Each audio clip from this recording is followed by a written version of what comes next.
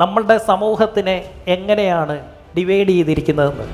നമ്മുടെ ജീവനക്കാർ എന്താ ഇവരുടെ പ്രത്യേകത? അവർക്ക് മാസശമ്പളം പണി കഴിഞ്ഞാൽ നമ്മൾ കൊടുക്കുന്നത്. They are in the lowest category of this society. ഇതിന് മുകളിൽ നിൽക്കുന്ന കുറച്ച് പേരുണ്ട്, കുറച്ച് പൈസ ആദ്യം കിട്ടുന്നവർ, അവരാണ് സെൽഫ് എംപ്ലോയിഡ്. ഇതിന് മുകളിലുണ്ട് കുറച്ച് പേര് ട്രഡീഷണൽ ബിസിനസ് ചെയ്യുന്നവർ.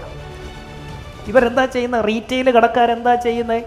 എവിടുന്നെങ്കിലും കാശ് മേടിച്ച് അല്ലെങ്കിൽ കാശ് ഒപ്പിച്ച് സാധനം മേടിച്ചുകൊണ്ട് വന്ന് ഷെൽഫിൽ വെക്കും. എന്നിട്ട് എന്തെങ്കിലും ആരെങ്കിലും ഒക്കെ വന്ന് ഇവിടുന്ന് മേടിച്ചുകൊണ്ട് പോകും. കുറച്ച് കാശ് കൊടുക്കും, കുറച്ച് കടവുമായിരിക്കും. ഇവർക്ക് എങ്ങനെ ക്യാഷ് ഫ്ലോ ഉണ്ടാവാനാ? ഇവർക്ക് എങ്ങനെ ഗതി പിടിക്കാനാ? അല്ലെങ്കിൽ ഇതിന് മുകളിലുള്ള ഒരു ടീമിനെ പോലെ കാര്യങ്ങൾ ചെയ്യണം. അവരുടെ പേരാണ് കോർപ്പറേറ്റ്സ്.